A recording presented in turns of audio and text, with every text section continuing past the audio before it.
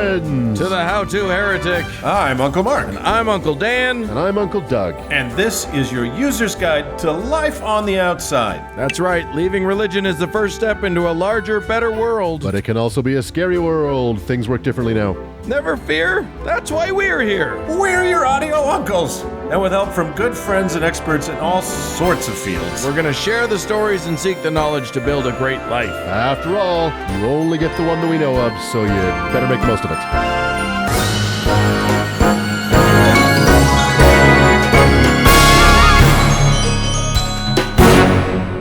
Fellas.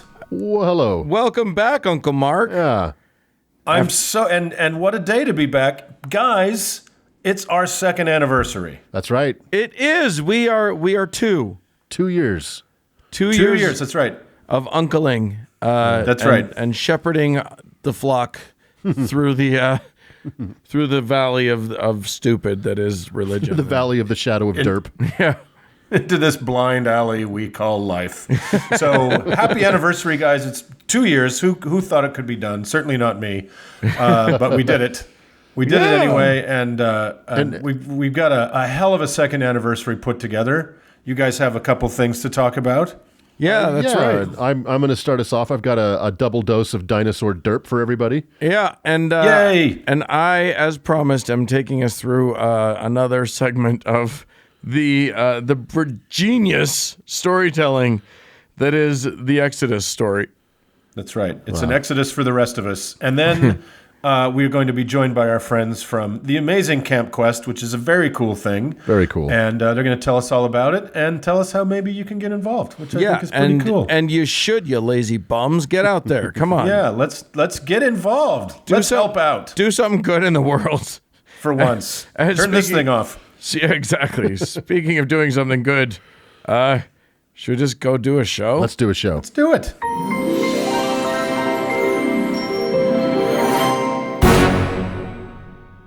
Hey, Uncle Mark. Mm-hmm. I learned a thing this week. I talked about it a little bit. Impossible. I know, it doesn't seem likely, but it can happen occasionally. I talked about it a little bit on this week's Thank God I'm Atheist. And that thing that I learned is that, so you know, on the other, so there's the Dinosaur National Monument here in Utah. Yeah. Yes. And it's right next to the Colorado border, and on the other side of that is a town called Dinosaur, Colorado. Right. And one of the big owners of land out there that is producing dinosaur fossils as we speak is Answers in Genesis. Oh. I just want you to know that the Allosaurus that we saw at the fucking Creation Museum, and I might be stepping all over something that Doug was wanting to talk about. I'm going to shut my mouth and say, hey, Doug, talk to us about whatever you're going to talk to us about. Dan is tap dancing all over my punchline. Oh. No, it's funny that you just found that out because I think we probably read the same article. Okay. And that's funny because, look, some listeners have asked if we're ever afraid of running out of subjects for our show. If we'll ever reach the point where there will be no more cults or Bible stories or woo to fuel our podcast. Well, let me put it to you guys this way. I was watching primetime TV the other night, and a commercial came on for the Flawless Contour, a vibrating rose quartz facial roller that channels the power of crystal to make those nagging wrinkles go away. What the fuck were you watching? Like regular TV. Yeah. It was just on. Yeah. They still have that? Is that a thing? I was that watching still exists? Falcon Crest like I do every Saturday. I was watching Murder, She Wrote. So no, it turns out that we are an astonishingly stupid species, and we're going to be here to chronicle it all until the sun explodes. Yeah. So to that point, today we're going to look at two opposing sides in a debate that future generations will look back on and say, so that's why we didn't survive. Today we'll be talking about how two different groups of Christians are grappling with the existence of dinosaurs. So let me set the scene. Earlier this summer, I drove to a remote part of our large state outside of a very small town in central western Utah called Delta. You guys know Delta. Beautiful Delta. Delta, by the way, is the birthplace of which celebrity? Any guesses? Chrissy Teigen. Chrissy Teigen. Oh, wow. Yeah. Can you believe that? And amazingly, that's not on the town welcome sign. No. Yeah, you'd think. It should be. Anyway, I was don't trilobite think, I hunting. don't think Delta has a welcome sign, Doug. I've been there. It's not welcoming. No, Not they so don't want much. you there. Yeah. So the reason I was down there is I was trilobite hunting, and I had a pretty successful little jaunt. I found about a dozen specimens of varying quality and at least as many impressions. One of them is here. Yeah, you brought it to the studio here. There is something very humbling and beautiful to cracking open a rock to reveal a stone memory of a little creature that lived and died 500 million years ago, and to ponder the knowledge Allegedly. right? Yes. And to ponder the knowledge that we are very literally related. All this is to provide some context for the headfirst dive we're about to take into the shallow end of the dumb pool. So, first up, we'll be talking about an organization I found on YouTube because my algorithm has apparently become sentient and has taken a disliking to me. So, let's start off by talking about Christians Against Dinosaurs, aka CAD. So, like I said, I found this group on YouTube, and most of their videos, of which there are only a handful, are of one young woman named Kristen. And being named Kristen, she is, of course, white, who spends most of these videos in serious need of a scrunchie and taking the whole cutesy, oh, I went there shtick a little too far. So she expounds on what she calls the dinosaur lie by doing little experiments that you too can do at home. I'm sure I can. The dinosaur lie. Okay, great. This doesn't sound like the work of someone who has gotten her doctorate degree in science. These little experiments expose the conspiracy that is as vast as it is pointless. So I watched all of her videos, and uncles, this is some powerful stupid. But this powerful stupid has not built a taxpayer-funded ark in Kentucky or shipped kids off to reparative therapy. This is just a very ignorant girl saying very dumb things on YouTube. Perhaps, I thought, the target was a little too small ball for the full firepower that is the how-to heretics disdain. But then, in her video on aerodynamics, more on that in a minute, she said the following, quote, I wanted to specifically talk about the lies that these paleontologists have been feeding you your entire lives in exchange for what is aerodynamics? Okay. Calm yourself. Yeah. All right. Let him get to it. We'll get there. Okay. She says, quote, I wanted to specifically talk about the lies that these paleontologists have been feeding you your entire lives in exchange for millions of dollars, a pat on the back by the liberally biased media, and a high five from all the feminists who want to kill babies and scream at their bodies or whatever the heck they scream at. You know all those millionaire paleontologists out there? Big paleontology. Yeah, after that quote, I'm like, you know what? You're fair game. So, Driving Wait, their okay, what is this? McLarens down What's to your the name? dig. her name is Kristen. I don't know her last name. I didn't want to know. So trying before we to look her proceed, up.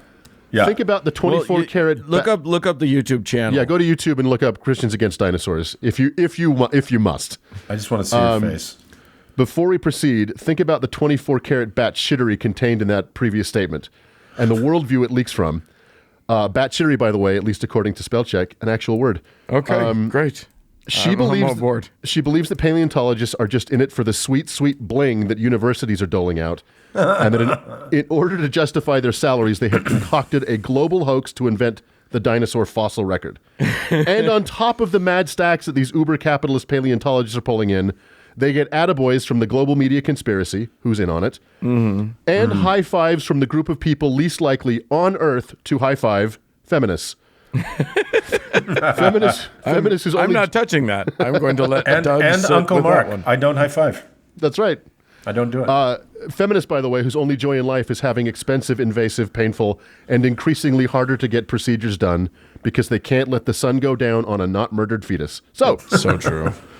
Oh, and Kristen, if you're still wondering what feminists scream at their bodies, it's the lyrics to Alone by Heart. So I love that song so much. okay.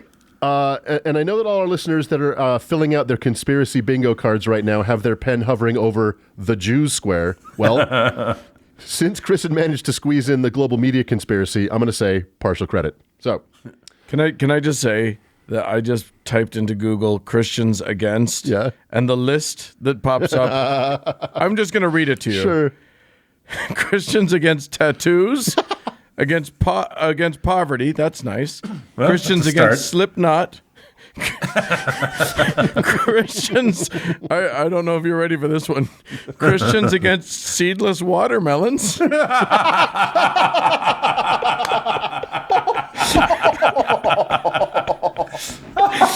Not sure where that one comes in, but I'm clicking it later. Christians against Christian nationalism. That's nice. We need more of them. And then Christians against dinosaurs. Oh, well, at least they rank. All right. So firstly, let's dig into Christians Against Dinosaurs itself, and then we'll take a look at their work product.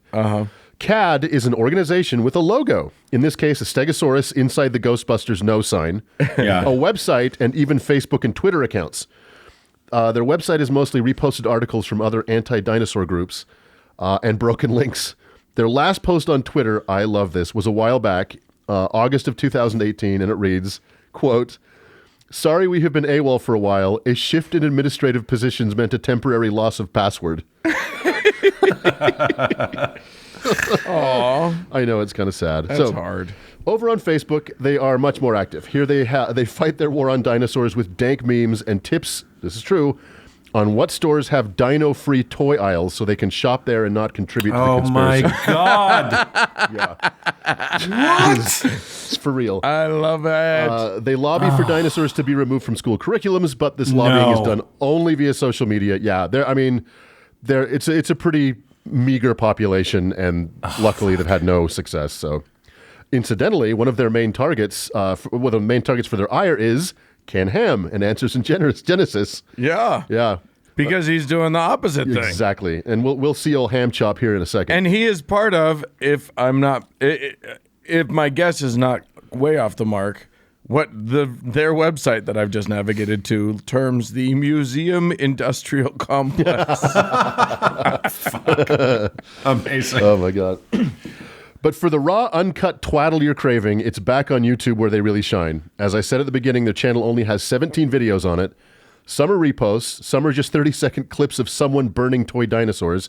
But 6 of them are our old pal Kristen derping pearls of wisdom about the dinosaur lie, blissfully unaware of the existence of second takes. So, in one video, she takes a bucket of broken plaster and dumps it out on a table to make the argument that with millions of dollars on the line, paleontologists will turn that debris into whatever they need to keep the gravy train running. Oh my God.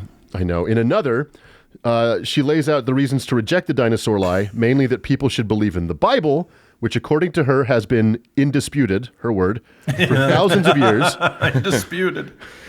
Rather than believe in paleontology that's only been around for 10 or 15 years.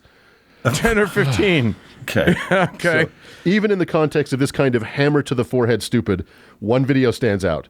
She makes the argument that a pterosaur, the enormous flying dinosaur, could not possibly have existed with and flown with leathery wings because if you throw a leather jacket out the window, it does not fly away. Wow. To that airtight logic, I would simply say bats. Yeah, Like right. I said, she really tries to come off as a coquettish rapscallion, but there's a real edge of hostility to her that's kind of unnerving. And like all apologists, there is an astounding arrogance to their ignorance. And of course, all of the problems that she claims to disprove about dinosaurs, the volume of food they had to eat, the aerodynamics of flying dinosaurs, the heftiness of the skeleton of the biggest dinosaurs, these all have explanations. Go to a museum. Yeah. Ask a paleontologist. They will walk you through it. Yeah. Just because you don't understand a thing doesn't mean it doesn't exist. They'll walk you through like, their for example, the carefully clitoris. worded set of lies is what they'll walk you through. The huge global international lie that is paleontology. What does she think dinosaur bones are? It's a hoax. It's all a hoax. Okay, It's all okay. So I mean, that's enough of this, Yeah. right? And just to start where we began, a few months ago, I drove to a remote part of the Southwest, hiked up to a cliff face, pried free a large section of rock, and then chiseled that down to smaller sections until I found fossilized echoes of a quarter-size extinct bug. Dear uncles, that is one hell of a conspiracy. No, it's big. What you did was very carefully chisel out until you had a nice little fresco of a trilobite. So, part 2 of our Dinosaur Chronicles comes from an article a few days ago in The New Yorker by Charles Bethia. Originally, I was going to talk about CAD, but like I said at the beginning, our podcast suffers from an embarrassment of riches, and this other dinosaur hit my browser as though God himself was a fan. So, this article spins a strange yarn about dinosaur bones, as complex as it is stupid. The story's pretty serpentine, so I'll do my best to keep it simple. Let's start with North Carolina Congressman Mark Meadows. For those of you lucky enough not to know who this dim meat stick is, He is one of the collection of far right-wing conspiracy nuts and a member of the House Freedom Caucus, who you see clips of on Twitter all the time, still frothing about Benghazi and Hillary Clinton's kill list. Yeah. President Trump retweets him fairly often, and he apparently was almost chief of staff. So, pardon me. So, a genius is what you're saying. Super smart guy. Now, because this is a tale about evangelical Christians, strap in for a heavy dose of fraud, dishonesty, petty cruelty, and why not some statutory rape. 3 years ago, Meadows sold a piece of property in Colorado, Dinosaur, Colorado, to our old friends at Answers in Genesis, led by the aforementioned Ham Chop, for $200,000. Meadows, of course, did not disclose this sale on his congressional financial disclosure forms. Of course. It turns out that this is a bit of a pattern for Meadows because, and I did not see this coming, Christians are liars. So, who could have predicted? the story of this property goes back to 2002 and a fossil finding expedition by a group of young Earth creationists called the Dragon's Den Dig. This expedition was led by Doug Phillips, son of Howard Phillips, who founded the Constitution Party and was a leading figure in the religious right. Okay. Doug also worked as a lawyer for the Homeschool Legal Defense Association, or NAMBLA, and founded Vision Forum Ministries, which we'll talk about in a second. Phillips' partner was a guy called Peter DeRosa, a homeschool enthusiast himself. Okay. I know it's getting a little complicated, but the expedition was for homeschooling families and was billed as, quote, a fresh approach to ecology from the creationist perspective.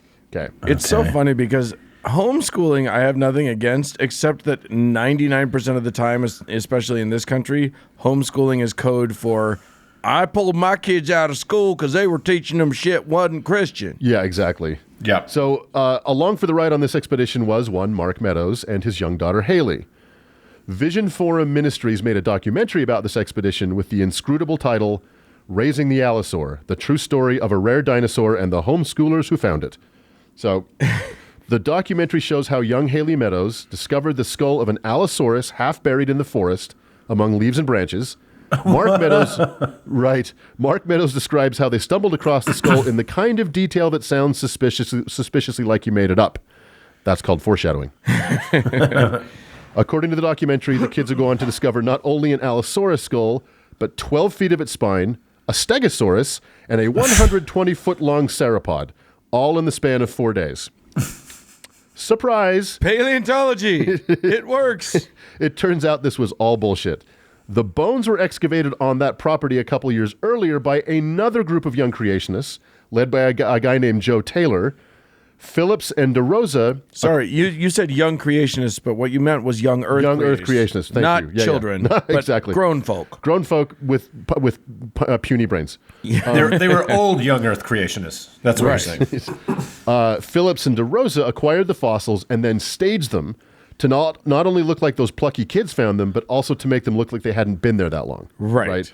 So instead of pulling them out of like a cliff face or a hillside, they were instead of chiseling them out of the rock of the earth. Right here in the forest, here's a dinosaur bone. They're just lying around.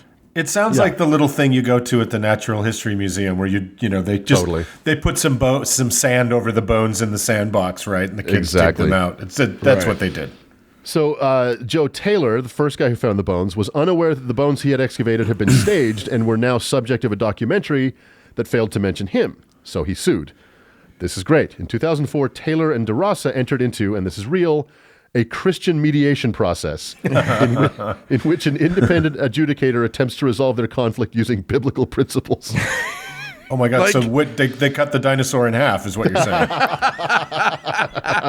And the documentary. Jesus. So unsurprisingly, this process left Taylor, the original finder of the bones, with nothing. Anyway, back to the story. Mark Meadows bought the Colorado property a few months after the bullshit expedition, apparently in an attempt to keep actual paleontologists from getting access to any further fossils found at the site, and probably to help, prevent them from exposing the lie. Right. Meadows eventually disallowed DeRosa from operating on the property because he had lied about his paleontology credentials.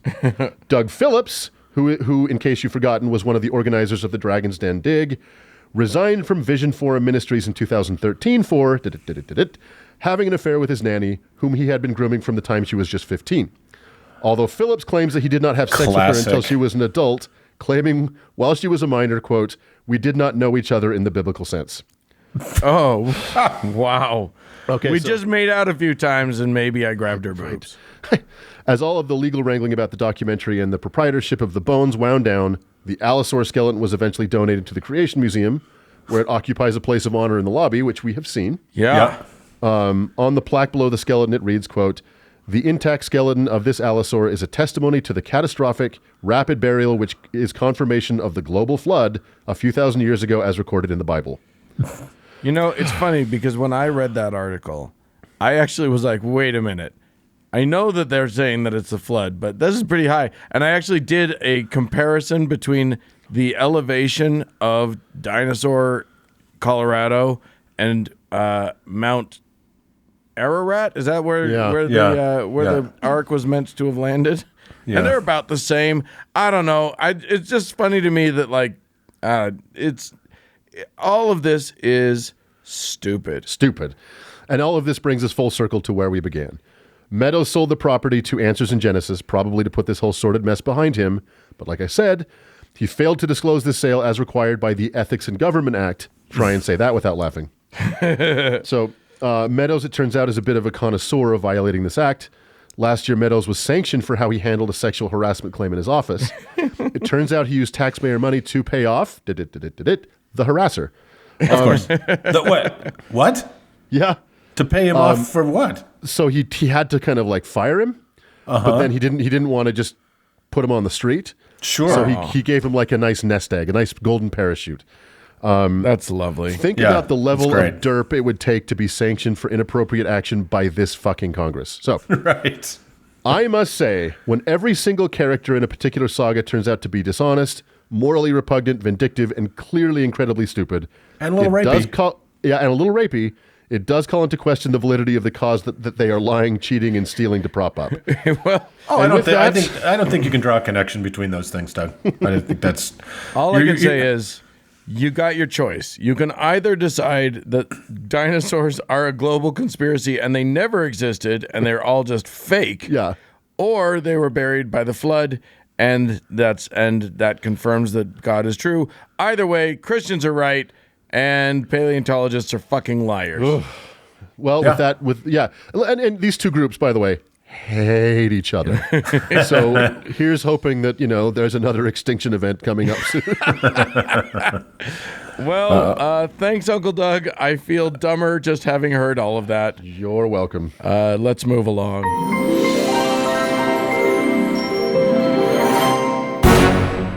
Uncle Mark. yeah, right here. Well, it's nice to have you back on the show after last week. Your absence was definitely the brightest part of my week. Thank you. Thank you. You're welcome.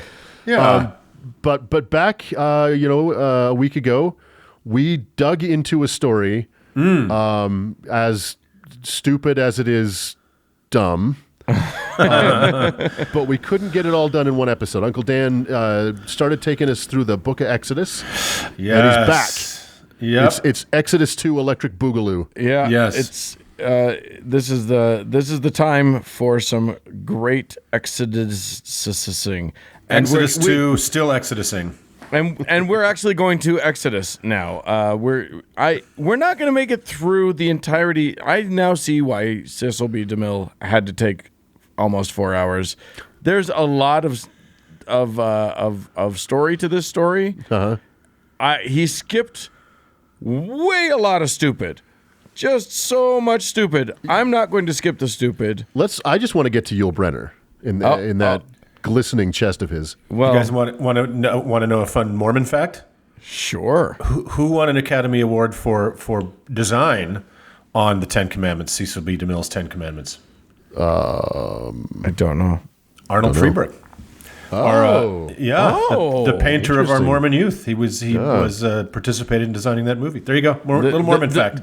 The man who caused the first gay erections for so many young Mormon boys. So many. Oh my God. Yeah. Painting all of these Mormon heroes as Extremely homoerotic.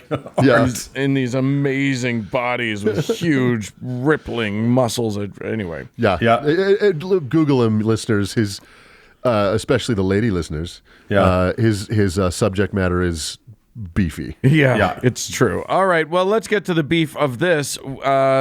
when we last left our Israelite heroes, slow speech Moses and his smooth talking brother Aaron, they and their personality disordered deity had just inflicted 9 plagues on the people of Egypt because the Pharaoh wouldn't let the Israelite slaves go. Never mind the fact that the reason he wouldn't let them go was that this Israelite God had purposefully hardened his heart, specifically so that he wouldn't let them go. I mean, Right. that's just good fun, right? And I just, as a reminder, you read that part where Moses was on his way, and out of fucking nowhere, it's like, and then God went to kill him. Oh, yeah. It's like, oh, yeah? Don't worry. Yeah, sorry. This is the same God. We're going to have more of that action. God is not nice to anybody. He is a lunatic. Anyway, quick recap. The plagues so far have been all of the water in Egypt having been turned to blood, then frogs, gnats, flies, then all the Egyptian-owned livestock dying, but don't worry because somehow they have livestock again. Well, also they don't have water, right? So Just a few verses later. the Nile is just a giant clot. Yeah, well, Yeah. except that all of that they don't talk about how, but all of it gets just fixed. So Okay. No water, Then- no food. Good. then all the Egyptians get festering boils, then a mega hailstorm that killed all the crops, in case you were thinking they could just be vegetarians. Right. Then locusts. Well, now it's time for the big show. The grand finale. Bring out the white tigers and throw a tarp over the Statue of Liberty, because this one is the one God's been saving. But don't get too excited just yet, because this one requires some prep. You may recall from last week that early on in the story, God told Moses that he'd make all the Egyptians feel warm and fuzzy about the Israelites, and they'd just hand over their gold to them. Well, now's the time. That's God right, tells yeah. them, all the Israelites, to go to their neighbors and ask for their gold. So, knock, knock. Hey there, wealthy captor. Could I, have all of your extremely rare and valuable possessions? Can I have a cup of jewelry? I'm really sorry about the boils. Yeah, exactly. To which, of course, they replied, "Oh, sure, slave with no value to me beyond free labor, who I was literally whipping yesterday. Take my silver, too. It's all incredibly heavy. Hope you're not planning to take it on an insanely long journey. Ha, ha, ha." The King James Version actually says that they borrow the gold. Borrow with no intention of returning it. Yes. What's that called again? Anyway, so why would they do this? What possible need could a bunch of slaves have for shiny metals out in the wilderness for 40 fucking years? Could this possibly be backfilling for a part of the story later on that somebody realized didn't make any sense, so they went back and added this? Everyone just say for a minute. Anyway. Things that make you say, Anyway, Moses says to Pharaoh, "Hey, this is what the Lord says. About midnight," this is a quote, by the way, "about midnight," because the Lord doesn't like to be too tied down to specific times, "I will go through Egypt. Every firstborn son of Egypt will die, from the firstborn son of Pharaoh, who sits on the throne, to the firstborn son of the female slave who is at her hand mill, and all the firstborn cattle as well. There will be loud wailing throughout Egypt, worse than there has ever been or will ever be again. But among the Israelites, not a dog will bark at any person or animal. okay, Then you will know that the Lord makes a distinction between Egypt and Israel." you know how John Oliver, every time Trump does something ridiculous, John Oliver's like, we got him. Right. We got him, right? Yeah. Like, is this not enough? Right? Is this murderous insanity not like, okay, are we done? Are we done? Can we let go of this God as being anything other than a psychopath? And also, how can you kill the firstborn cow of all the dead cows? Oh, no, the cows are back. I don't know how. We discussed this last week. You weren't there. Okay. But the cows magically reappear. You should listen to the show, Mark. You should listen never, to this show. never. It's a pretty good show. I hate it. I would never listen to it. Yeah, literally 2 plagues later, They're back. they were like, "Hey, bring in all of your livestock from the fields because there's going to be hail." And it's just like, wait, What livestock? Do you mean just like haul the carcasses under something, or what? What are you talking about? Anyway, that was at like 8:30 a.m. or something. This threat to Pharaoh, because before that happened, there was a shit ton of stuff that the Israelites had to do. True to biblical form, there are now pages after pages of ritual bullshit for Moses' people to go through. Bake bread with no yeast. Get a lamb for each household, with a helpful math equation for how to figure out if you can share a lamb with their next door neighbors if they're poor and they don't have a lamb. It's a weight to number ratio thing. Anyway, it's how you say thorough. There are extensive instructions about how you are and are not allowed to cook that lamb. Definitely don't boil it. And how to eat it, and blah, Okay. blah, blah. It is mind-numbing. Does anybody have to be told not to boil lamb? Yes. I mean, is that a temptation? They have to be told. Okay. Because let me tell you something. Casting a magic death spell is apparently super specific. But the most important thing is that you spread the blood of the lamb over your doorframe, because even though God could tell which livestock was Egyptian and which was Israelite just a few plagues ago, he apparently has more trouble differentiating which humans are which. And, hate to slaughter the wrong fucking children, right? Yeah. That's bad manners. It really is. So, this trick actually works.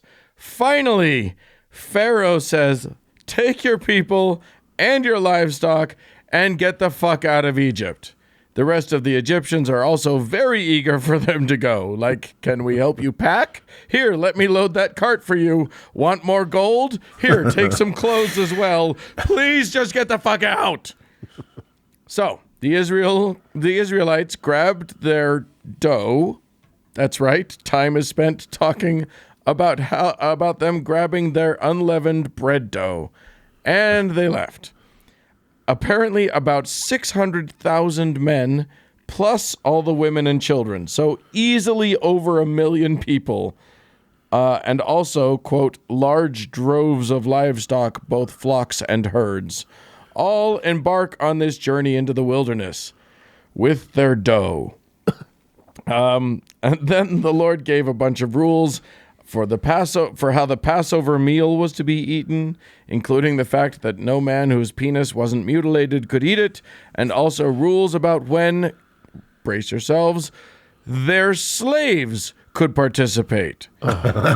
Meaning the slaves of the Israelites. So, what the actual fuck? This book is so shitty that even the slaves have slaves. It seems that they needed to make it super duper clear that this story was in no way to be interpreted as an anti-slavery parable. Right. This is not about making no slaves. This is about making these people, God's favorite people, not be slaves anymore. Yeah.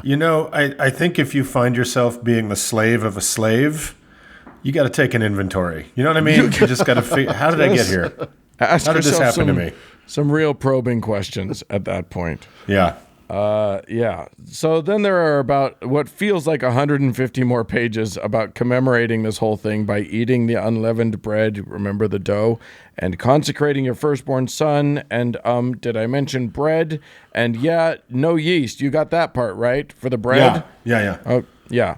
So that's all fun and good. And then the Lord, clever Lord that he was, didn't want this newly freed horde to get into any fights along the way, so he told them not to take the freeway. That'll lead them right through Philistine territory. So they got to turn right and then take the country road through the desert. It's kind of like playing a video game, because God assumed the form of a pillar of cloud that they could follow during the day, Right. and a pillar of fire that they could follow during the night. Apparently they didn't need sleep. So they always knew which way they were supposed to go. That's real nice. Yeah. But wait, none of that sounds like the psychotic narcissist of a God we've all come to know and be utterly terrified by. He hasn't shit on his own people for like entire paragraphs. Well, let me just hit you with the first 4 verses of Exodus chapter 14. Ahem. Then the Lord said to Moses, quote, "Tell the Israelites to turn back and encamp near Pi-Hahiroth between Migdol and the sea. They are to encamp by the sea directly opposite Baal-Zephon. Pharaoh will think the Israelites are wandering around the land in confusion, hemmed in by the desert. And I will harden Pharaoh's heart, and he will pursue them. But I will gain glory for myself through Pharaoh and all his army, and the Egyptians will know that I am the Lord." So the Israelites did this. Jesus. That's right. He turned them around. And got Pharaoh pissed off again. And pissed Pharaoh off again. Right. So Pharaoh, his heart once again hardened against his will, got all Pharaoh-y, and decided to go get his slaves back. By the way, this is the scene in the Ten Commandments. It's my favorite scene. Oh, yeah? Where Yul Brynner just like extends his 2 arms out, and they all just like put that armor on him, that fantastic gold armor. I want to be dressed like that every day. Okay. Well, we'll arrange it. It's fine. A Patreon goal. Patreon goal. Here we go. Yeah. So anyway, he took 600 of his best chariots, as well as all the other chariots in Egypt. So why the fuck mention the first 600 then? Just say all. He took all the chariots. God damn it. And he took all his horsemen and all his troops. And since God had basically been forcing the Israelites to walk in a circle like idiots, it didn't take Pharaoh long to catch up with them. And the Israelites were like, "Well, fuck, Moses. We fucking told you to leave us alone and just let us slave away in peace, but you had to go meddling, didn't you? Now, where's your God now, eh?" Right. By the way, the character of Dathan in the movie is interesting because he basically is the summation of all of this grumbling. He's not a real person in the Bible. They just decided a stand-in for like all of the Israelites. Right. Yeah. Now, so anyway, they said, now, instead of being slaves in Egypt, we're going to be dead in the middle of the desert. So that's even worse. You did it worse. You made things worse again. Yeah. And Moses was like, "Don't worry, guys.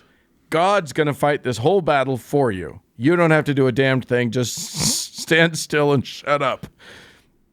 And God sent his cloud pillar that was leading them to the back of the group, and it sat between the Egyptians and the Israelites, and all night caused one side to be dark and one side to be light. So I guess that was enough to keep the Egyptians from attacking for some reason. Well, you know, a pillar-based navigation system is really, a lost art. It is. Yeah, it is. it's only as reliable as the psychopath operating it, right? Right, exactly. Who is apparently doing a spiral.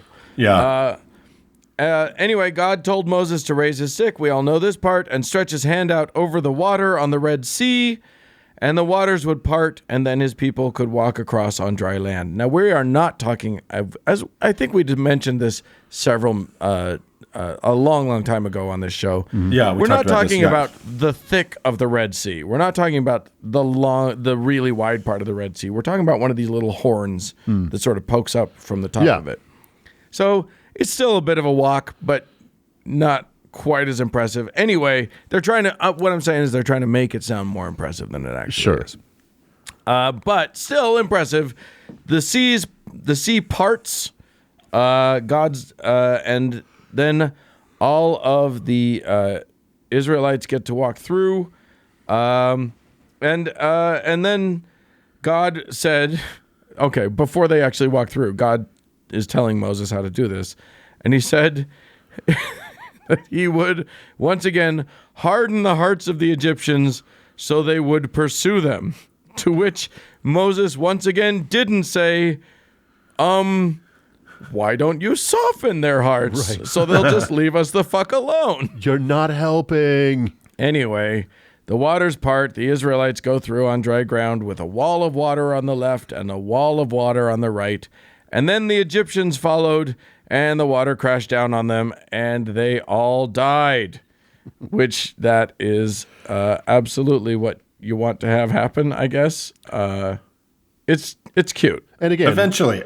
I mean, God, he could have done something like that sooner, but he decided this whole little run around in a circle dog and pony show was important before he actually just fucking killed all the Egyptians, right? Right, exactly. The pillar of fire could have killed them. Yeah. Anything could have killed them.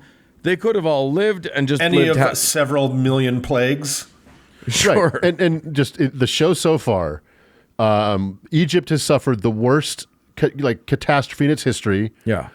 All of the firstborn have died. The crops are gone. The livestock is gone. The army is gone. Mm-hmm. None of this was written down. Yes. To reiterate at that point from last week, none of this is recorded by the Egyptians. Not only what you just said, Doug. Yeah.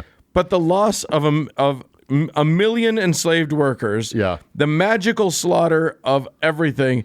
The absolute destruction of Egypt's entire armed forces at one moment. They just forgot to write that down. Yes. Yeah. So anyway, chapter 14 of Exodus ends with this. And when the Israelites saw the mighty hand of the Lord displayed against the Egyptians, the people feared the Lord and put their trust in him and in Moses and his servant. Which totally sounds like and they all lived happily ever after. And to underscore that, chapter 15 is comprised almost entirely of a longish song of rejoicing that they have all apparently spontaneously burst into, singing together, like the end of How the Grinch Stole Christmas. So, What song did they sing? I really hope it was Here Comes the Hot Stepper. That would be awesome. don't know what that is. All the Jews down in Jewville. That's right. Yeah. It is 100% that, which is why I'm going to leave it there for now. But I think I'm coming back for part 3. Part 3. Wow. It's a trilogy. I think we're going to do some more. So That's a first. It's a first on our little That's program. right. And like the Matrix, it just keeps getting better and better. All right.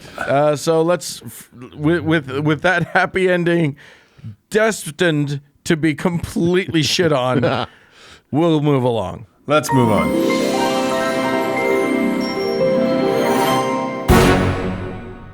Fellas, here's what I want you all to know. We've been doing this show for 2 years. We've been pouring our hearts out. We've been Every week, without fail. talking our lungs out. Yeah. And Mark, I think you looked it up. What is the 2-year anniversary gift that? According to hallmark.ru, the second anniversary gift is it's money. Oh. Money. Oh, that's nice. Yeah. That's great. Yeah. So what? I guess what the ask would be then is those of you who have appreciated our show either for a full 2 years or who have just started to, you can go to our website. What the hell show is this? howtoheretic.com. You can go to our website and you can find the link that says you support us, and go to our Patreon and become a supporter with that appropriate gift of money. That's right. Yeah. That's the money that fuels our trips to the Dinosaur Museum and to Manti and all the cool things we do. And it just keeps the show clicking along. So if you want to be part of that, if you would think, hey, an anniversary is a great time for me to start being a patron of the show, we won't disagree with you on that point. And you can go to howtoheretic.com to do that. And when you're done putting all of Mommy's money into that little box, you can go to wherever you can give us 5 stars. Please keep doing that. It's literally helps other people find their way to the show, and hopefully brings a little smile into their religion darkened life. So do that for them if you're not going to do it for us, and we love you anyway. All right, moving along.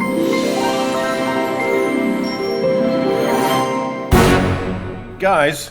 Well, hello. Yeah. What? What do you want? Let's have a hypothetical. It's a hypothetical thought experiment here. Okay. Let's say you got a kid, right? And I don't know, what your life choices were that led you to that happening, but whatever. It's your problem. Did they steal this kid? Yeah, do his parents know? Yeah, the backstory is unimportant to everybody but the police. Okay. So you've got a kid and you want them to learn to hate America, to love Satan, Okay. and to get an abortion before their 10th birthday. Where do you send them? This all sounds plausible and accurate. My own feelings. Well, I have an answer to this little conundrum, and it's going to be provided by a couple friends joining us today. And they are Kim Newton, who's the executive director of Camp Quest, and Neil Polzin, who is the board chair and the camp director of Camp Quest West. Welcome, guys. Hey there.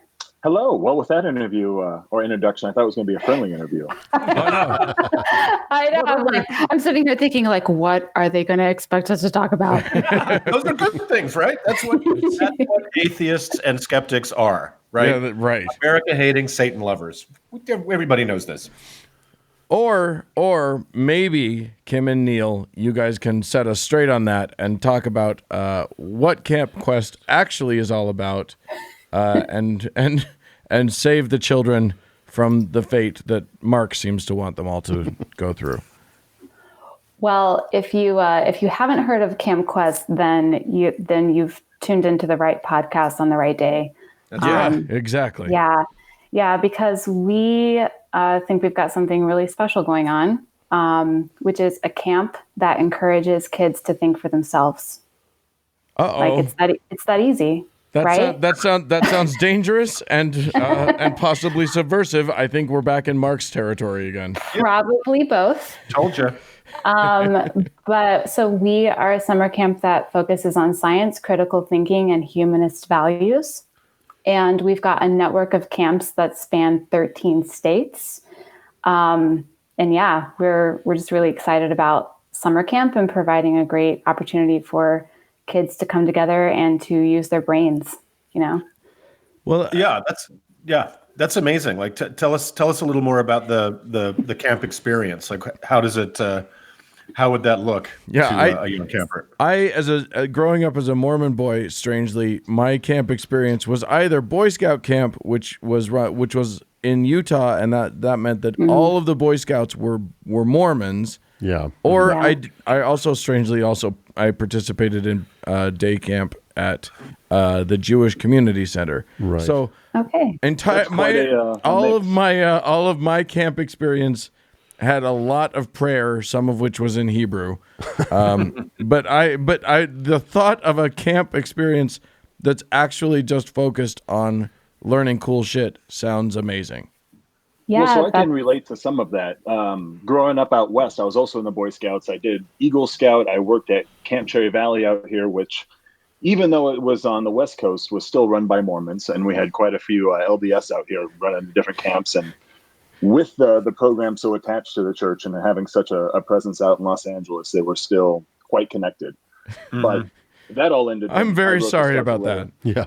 Well, I wrote them a letter saying I'm an atheist. What are you going to do about it? They replied, well, you don't work at camp anymore. So hopped over to Camp Quest. But to answer that question, first and foremost, like those scout experiences, we do a lot of camp stuff, right? We do archery, we do canoes, we do rock climbing, there's arts and crafts. But we talk about our free thought heroes. We talk about critical thinking, and we look at those kind of skills instead of the merit badges you'd be used to in scouts.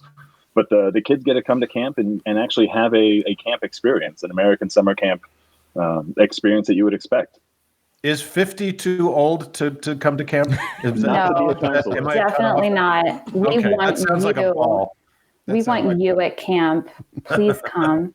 You probably don't, but thank you. No, we definitely are fueled by volunteer love. So our volunteers are really the heart of Camp Quest. I mean, of course, we do it for the campers, but the volunteers really keep it going. We have over 450 every year that dedicate a week or more out of their summer to make camp happen. No kidding. 450 volunteers around the country. Yes, every year. Amazing. Absolutely. And as Kim said, we run over 20 sessions in 13 states. So we're at 19 sessions, I think, this last year in 13 states. So we're looking at Utah. I know we chatted with you guys about that and had some conversations. We have some volunteers looking to get one going out there relatively soon and get that process going.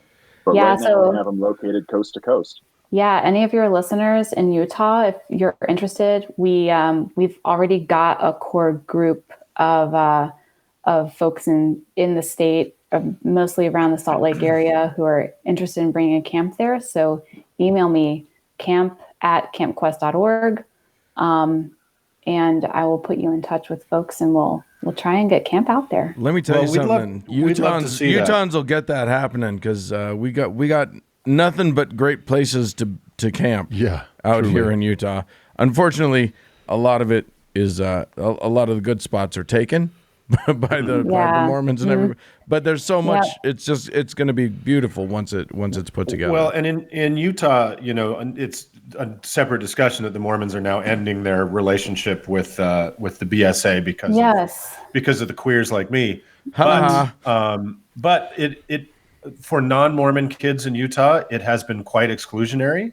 Yeah. It's been tough for young people that want to go to. It's always been hard for girls because they can't be in the Boy Scouts, but for non-Mormon boys who just could never be included in that process without all the proselytization and kind of hyper-nationalism that Mormon Boy Scouts bring to the table. So I think Utah is very, very ripe and hopefully very interested for that experience. And Camp Quest, from the beginning, we've been welcoming kids with open arms. I mean, we're just all about being welcome and inclusive. And the way that has shaped us over the 23-year history of Camp Quest now looks like, what that looks like in our programming is very intentional outreach and inclusion of LGBTQ youth. Mm-hmm. And about 8 of our camp locations now offer gender inclusive cabins. So nice. LGBTQ inclusion is a very important part of what we are all about. That's amazing. Both for campers and for staff. That's really amazing. And I think Uncles Mark and Dan, you'll agree, there probably was not more of a homophobic place in history than Mormon Boy Scouts. There is. You say that, but I can't tell you how many of my gay friends had their first homosexual experience. It's true at Scout Camp. So can't be but that. You know what? Not me. What the fuck, man? We tied knots. We got merit badges. You were too focused on your boondoggle. I was all about my boondoggle. But let's not talk about my boondoggle. We'll just have to edit all that out. Wasn't that was the last episode, right? Right. So, Kim, one of the things I want to ask about, because suddenly you've talked about inclusiveness, I'm curious, could kids invite their believing friends to come with them to Camp Quest? Absolutely. And certainly plenty of kids who come to Camp Quest, they might come from an interfaith family. Right. One parent believes and another parent doesn't. You're not going to be proselytizing atheism to them? Well, let's say we exist to help kids learn how to think, not what to think. Right. So when we talk about atheism or humanism or religion, it's all about offering information so that the kids can help make up their own minds and beliefs. Interesting. Right? Yeah. So what for not just for Utah, but for other states, what is the requirement? What do you guys need to make one of these happen, to make a Camp Quest happen in a new place? Is that do you need to kind of piggyback on an existing facility? We do. So all of our camp programs run for 1 week. So it's usually looks like a Sunday to Saturday program. Right. A couple of the camps now have expanded to more than 1 week, but they're not necessarily consecutive. Mm-hmm. And we are program based, so we rent facilities from other camp locations. Right. Okay. So, of course, we would love one day to own our own camp, but this is how we've operated and how we continue to operate. So we look for, a group of freethinkers, volunteers who want to step up and offer a camp in their community. Get in touch with us, and we will work with you through the process of forming a camp, finding a facility, and making a plan for that launch. And that process can take the better part of a year. Sure. So yeah, that's how we make it happen. It's just one conversation at a time. Yeah. I think that's amazing. I mean, we're in October now, so obviously camps are not going to be happening for a minute. But that means that is it possible that there could be a new camp ready to go by summer if they started now? It's possible. Yeah, I'm not going to say it's impossible, but it does definitely take a lot of planning. So like to give you an example, like our current camps, a lot of them, they're having planning sessions this month, for the coming summer. Right. Okay. So that's something to keep in mind. But yeah, what it really takes is a couple of people who are going to step up and say, I'm going to do it. I'm going to make Camp Quest happen here. I love it. And so, yeah. So if that's you, if you're listening, then we want to hear from you. Yeah. You know what? I'm putting out the call. Here's what I'm going to say. If somebody can be driven enough to get a Utah Camp Quest going next summer, I'll be one of your volunteers. Awesome. Awesome. So that's Uncle Dan putting out the word that somebody should just get somebody who is way more driven than me. That does mean that the camp has to be more than 500 yards away from a playground. It's true. No schools. Pass all background checks and other staff requirements. Yeah. Yeah, that's assuming that I pass any of the background checks. That's a good point.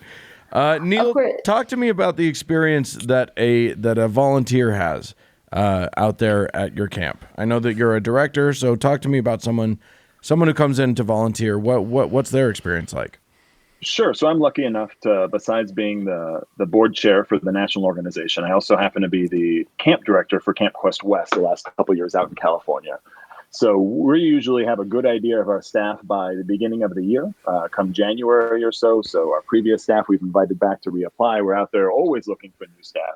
So anyone really coast to coast at this point, if you're interested in staffing your local Camp Quest, whether that be Texas, Washington, out here in California, we have our Ohio or anywhere else, take a look at campquest.org and you can email Kim. But we're always looking for those volunteers. A lot of times registration for the kids open up come January, perhaps maybe February. So those teams are building their curriculum at this point. They've already signed contracts with this camp for this next year. They start doing camp training. Even though for most of volunteers, it's only a week per summer, they really do have to have all those qualifications, all those background checks, all of that training to work with kids. So we start that early in the year. Right. Wow. Yeah. Awesome. And do you guys have sorry, Dan, do you have a standard curriculum that or program that all the camps kind of work off of? Well, we don't. We actually have kind of an open program model where it really builds on the skill sets of the volunteers who are running the camp, and also considers what activities and things are available at the campsite. So each Camp Quest is unique, and what you'll experience at one camp, in Ohio is going to be different from camp in the Smoky Mountains. But all of them are built around the same values of inclusivity and critical thinking, appreciation for nature, and of course our free thought heritage. And that's the way our founders, Edwin and Helen Kagan, started the camp. And that's how we've continued today. Now we do have, activities that are shared between the camps. So, sort of core, what we call core activities, like Socrates Cafe, where the kids will have a, open philosophical discussion circle around the campfire, or critical thinking challenge skits, where they're going to use the camp theme for the week to do skits with their cabin at the end of the week. Instead of a moment of prayer, we have a moment of science. Nice. So that is, so those are things that you're going to find throughout all of the camps. Do they serve I think therefore a ham sandwich in the cafeteria? We do now. You can have That's a that. really good one. Oh my God. Doug will volunteer his punning services to absolutely no one because they won't want them. We won't allow it. Yeah. So that's what the programming looks like. But the volunteers spend a ton of time developing and creating activities so that it's a new, fresh experience every summer for the kids who come back. Now, I did catch that you said that it depends on the skills of the volunteers, and so you may want to turn me down as a volunteer. I've suddenly realized if skills are involved, I'm probably not qualified. But come on, Dan, cocktails, that's a real thing you can do. I will train them up. They will be able to go home and make a killer G&T for their parents later. I'm sure some of the parents would appreciate that. When we say we're looking for skilled volunteers, what we're saying is, come as you are, as long as you have a love for kids and a love for having fun, then, you're going to make a great Camp Quest volunteer. And of course, we provide training, and the camps will also provide, additional training if, camp is a new experience for you. And we certainly get a lot of younger volunteers, who are in college. And we also have volunteers who are in their 60s and 70s. So it's really, for our volunteers, a lifelong, for many of them, a decades-long commitment to doing Camp Quest. But yeah, if you're interested, then we want to have you. I love it. And I do want to stress, really, there's so many different roles that people can volunteer with Camp Quest, even if people can't make it out for a week during the summer. As we mentioned, a lot of these camps actually need help developing that program if that's where your skills are. If you know accounting, you'd be surprised how many nonprofit organizations are always looking for a treasurer. So that goes for camp or anyone else out there. Always try and find better ways to get involved. We'd love to have you at Camp Quest if you can spend that week, or even if you can't, you have some other skills you can contribute during the off season. There's always different ways to try and give back. Right, or exactly. writing a check is okay too. Yeah. How many kids do you guys put through in a summer?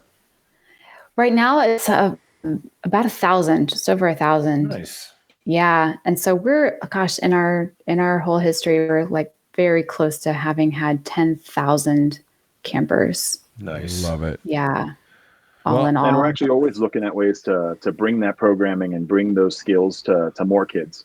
So right now in the groups, we're having different conversations about ways to develop some programming and bring that to different models going forward too. So we're looking for new ways to expand and new ways to reach more kids out there. Yeah, we've had a lot of interest from folks who are interested in day camp programming, like similar to Scouts. And, we've had these conversations internally for a while. And so we're exploring what those options look like. Our camp in Minnesota has run a day camp for the last 2 summers. So we're exploring how to help Camp Quest be in more places. So if that interests you, or you're interested in supporting that in our outreach, please contact us, visit campquest.org. You can donate, you can sign up to volunteer, you can check out all the information for the upcoming camps too here after the new year. Well, that's amazing, you guys. Thank you so much for coming on and talking to us, and thanks for everything that you're doing for all those poor bastard kids that don't know anything about Jesus. You're doing the Lord's work, and we appreciate you. Yeah. Thanks so much for having us on. Yeah, keep us posted about Utah. Thank you so much. Yeah. Definitely. Absolutely. Thanks, All guys. right. All right. Bye.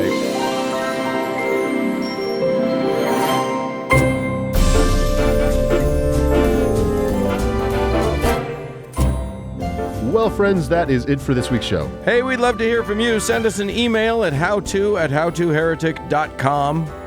Or like Uncle Dan, if you can't get within 500 feet of a playground, tell us about it on our voicemail at 903-88-HOW-TO, which is 903-884-6986. I'm also on Twitter at HowToHeretic. And mighty thanks to our once and future patrons.